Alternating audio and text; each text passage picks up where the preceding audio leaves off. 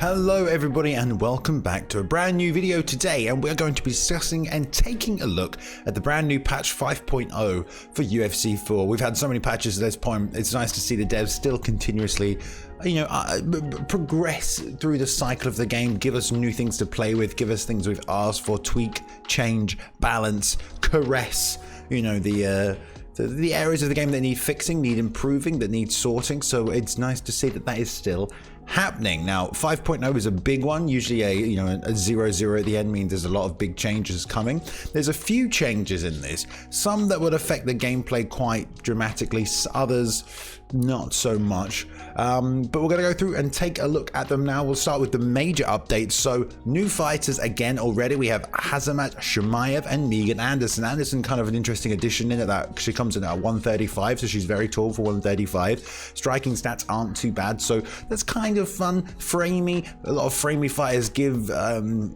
against the meta of boxing, it's not always the best thing to pick, but she's kind of almost like John Jonesy framey in that it's really easy to get the clinch, you get those knees up the middle, so that works. And Khamzat Chimaev, of course, everyone's been asking for him. He's pretty well rounded.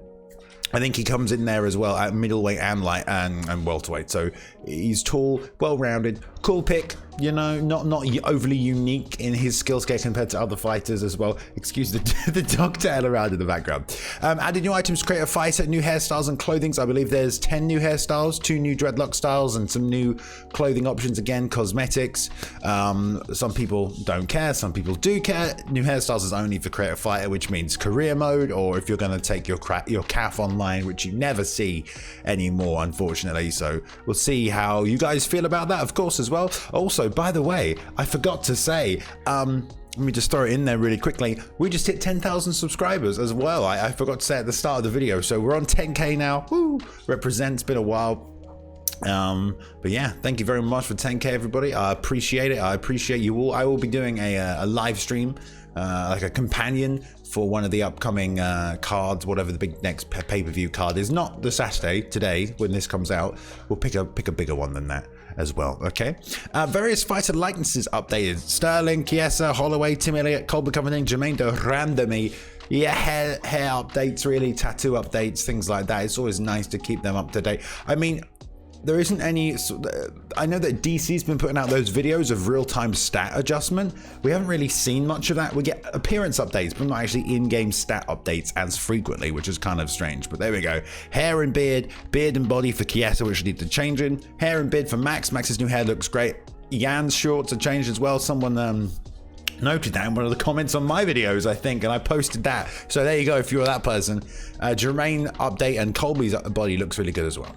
Okay, on to the gameplay updates. Increased permanent stamina attacks on long combos. Now, this has been quite controversial amongst game changers, amongst the community. Maybe not the game changers, but when this was put out there amongst the community, I heard a lot of feedback, both positive and negative. It basically means after you throw, if you go 1, 2, 3, every strike from that third punch in the combination and onwards will cost slightly more stamina. I know that they want to stop this aggression that a lot of players have, and prevent them from, just being able to whiff strikes and march forward like a crazy person. This is one way to do that. Some people think it's not the way to control that stamina tax, because, people throw a lot and don't lose a lot of stamina. I can see that the way they've done this, because maybe they don't want to necessarily nerf overall stamina loss. You don't want to nerf stamina loss on jabs and straights, single shotting people, maybe they feel the stamina is kind of balanced. And when I brought up some stamina issues, I was, given countered opinions by the game changers community that you can't turn the game into a stamina management system, you can't award like non-aggressiveness all the time. I mean, in the octagon, damage, aggression, that's one of the scoring mechanics. Although there are counter-fighting mechanics that need to be worked on within the game, rewarding people who do not move forward isn't always the best way to create a balanced gaming system, but there needs to be some kind of way to mitigate those people who are sort of mindlessly aggressive. I think this could work. I've had a few games. Honestly, I haven't noticed hardly any of a difference. All I've noticed is that body shots now seem to do even more damage as that in combination with the combination strikes. Yeah, it definitely seems to change a lot of things. But it's a new system, it's a new way of looking at things, and it should definitely help. It's only going to help against those players who throw a lot of shots without really thinking about what they're doing.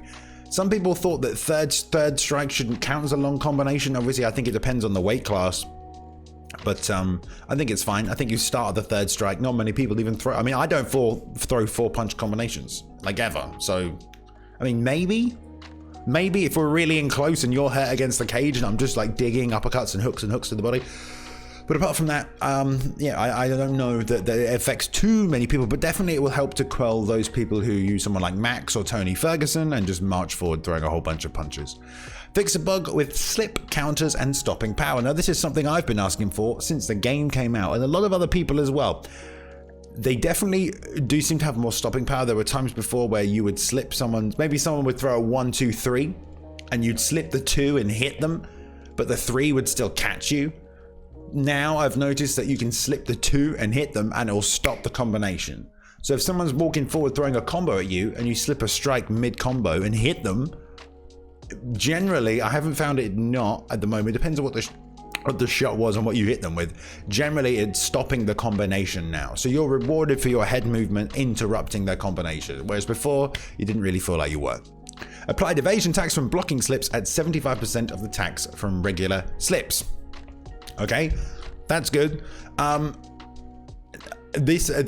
think this means, unless someone can correct me here, they had removed the evasion tax from blocking slips. That means if I slipped a punch with my hands down, you would lose stamina.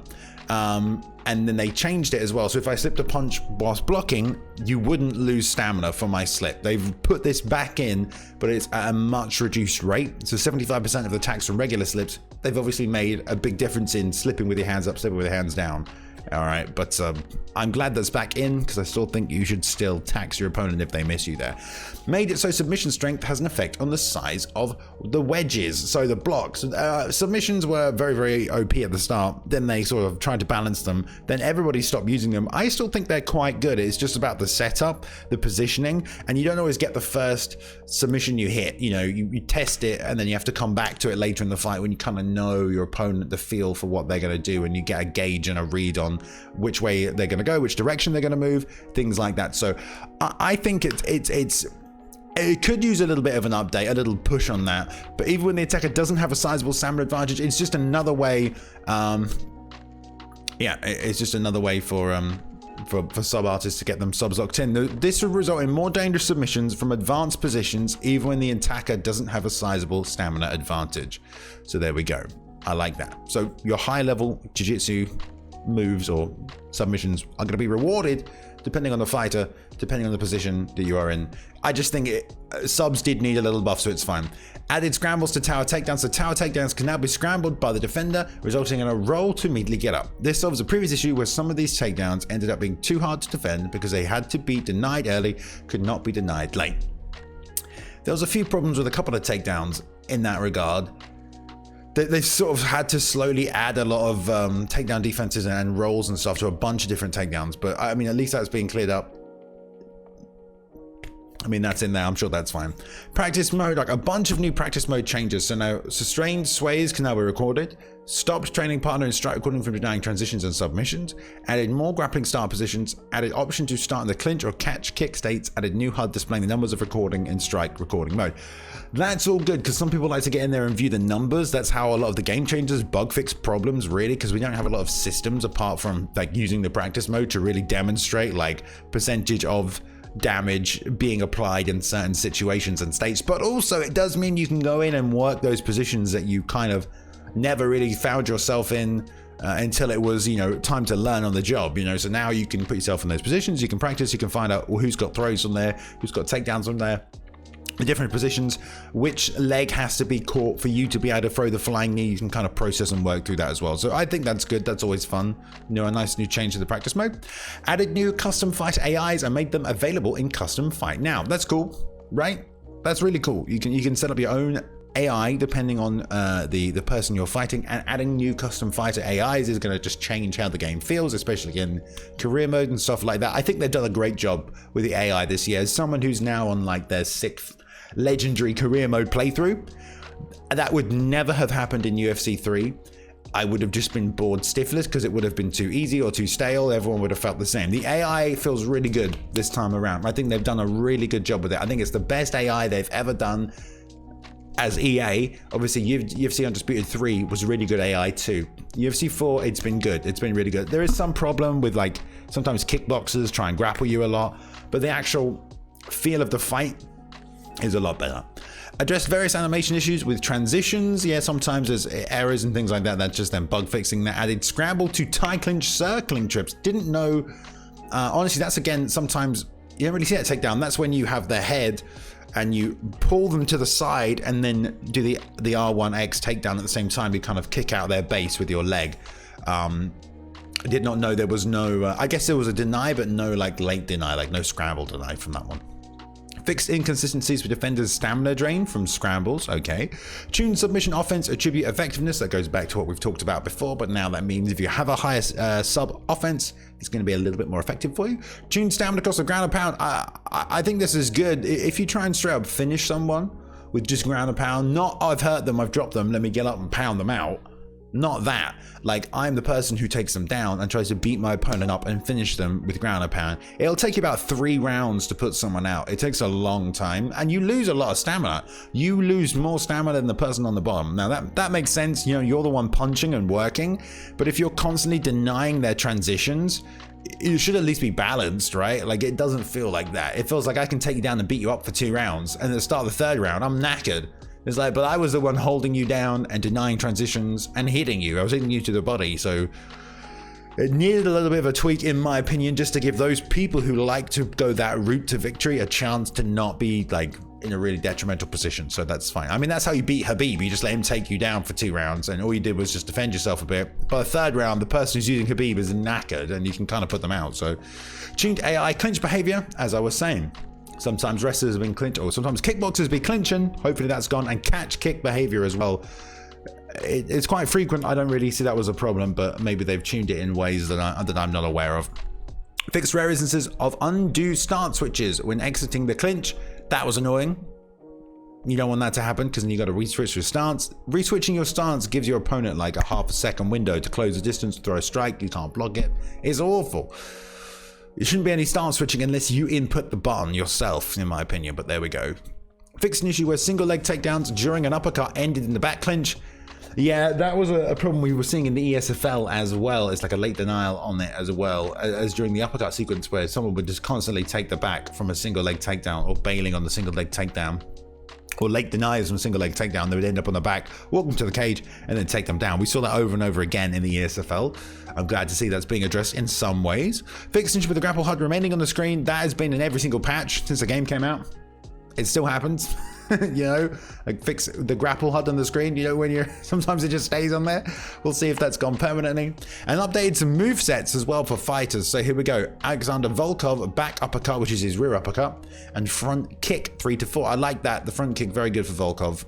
So that's gone up there. Silver lead side body kick level 2, sure. Pettis lead roundhouse level 2 to level 4, good. It should be lead body roundhouse level 2 to 3, good. Some lead leg techniques.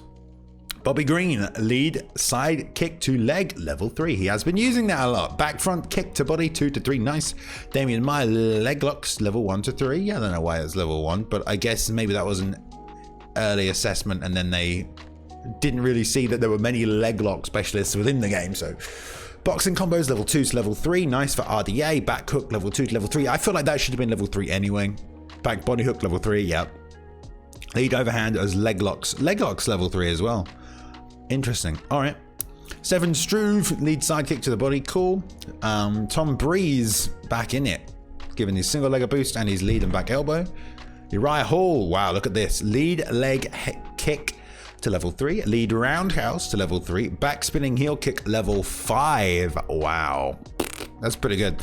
Lead hook to level 2 to level 4. Wow, that's good. That's good for Uriah Hall, because if you want to play as Uriah Hall, it's a very patient style and you kind of one-shot intercept your opponent, at least in the early going. So just having like the lead hook be level 4 means you can kind of rely on that as a counter over the top, or just backing up, and you don't have to, like, you know, keep hitting something that's just not going to be as effective for you. All right, let's restart the music. Evan Dunham. Yeah, Evan Dunham didn't have a single collar clinch. Who's using Evan Dunham though? Edmund Shabazian, back front kick level 2. All right. Right.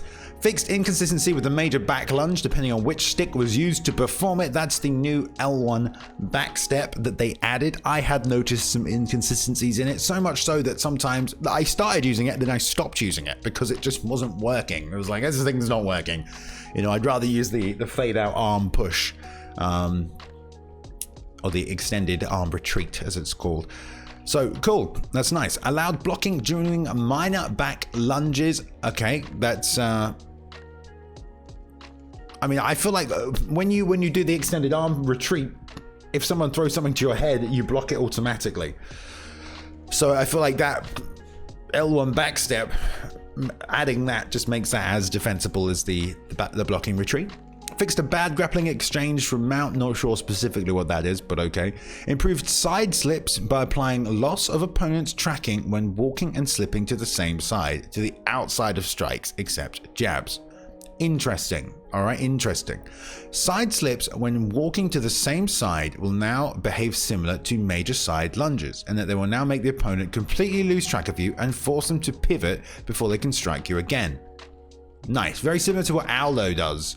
You know, he slips and then he gets behind you. I think that was something a lot of the game changers were posting, especially after that Yan fight, just to show like we need a more consistent system for us to be able to circle and get behind our opponent. However, as the motion required to perform a walking side slip is smaller, we've made the conditions for the loss of tracking more strict. So it's a balancing thing. I have found that, let's say you're in Southpaw and they're in Orthodox, if you now circle, like before a lot of backing up would take place, right? If this is the Orthodox and you're the Southpaw, a lot of backing up would take place when you're retreating from your opponent's offense. I found now if you circle, especially if you circle to the outside of their lead foot, away from their right hand, you can get away from a lot more strikes. It's now much more viable to circle your opponent rather than just retreat straight out the way. And when you circle and combine it with side slips, you're going to have the tracking, you know, play more of a factor. You're going to be able to evade the opponent's tracking a lot easier. So go test that one out. All right, there we go. Covered everything. I think the major changes really for me will be the stamina attacks on the long combos, the slip counters having more stopping power. The evasion tax is going to come into it a little bit. The updated submissions are going to be interesting. Practice mode changes are nice. Stamina cost, submission cost, interesting. Move updates or whatever. The side slipping is going to be fun as well. And maybe the back lunge changes will be helpful too. But there we go. Still getting patches. Still, it's a big patch. It's 5.0, but it's a lot of sort of minor gameplay changes. The AI fixes are nice, or tweaks are nice as well. Excuse me, new fighters. They're always fun. New cosmetics, I suppose that's fun too. Yeah, some minor gameplay changes. Still trying to fix the stamina, you know, the striking issues that the game has in its nuances. So we'll see if that happens. We'll see how much of a change it does. Let me know if you've played, if you've changed, if it's made a difference to your game already. If you're noticing it, let me know. All right, patch 5.0. Apart from this, thank you very much, guys. All right, once again, 10,000 subs. I appreciate that. That's lovely. That is beautiful. Thank you. We still need to finish the BVZ career mode. If you've not seen it recently, we've been doing a career mode for BVZ. Bailey and Van Zandt. He's kind of a dynamic, explosive, spinning, crazy nonsense kickboxer. It's been a lot of fun. Excuse me. And then after that, we're going to do some online content, and then a wrestler has been highly requested. I know there are some more patches coming though. I've seen the notes. I've seen some spoilers. So if not now, the next one. I can't say anything, but I think there could be some more changes to wrestling that are coming. So I might try and wait till that patch comes out before I do a wrestling career, because some of those changes are going to be really fun to use in a new wrestling career mode. So we're going to do some online fighting and things like that. All right. Hey guys, thank you very much for watching. I appreciate it. That is patch 5.0. I hope you've enjoyed yourselves. Let me know if you have any questions, but also discuss what's good, what's not. Is this pointless? Who's pointless? Let me know. All right. Thank you for watching. Appreciate it. Have a good day. See you soon. Goodbye.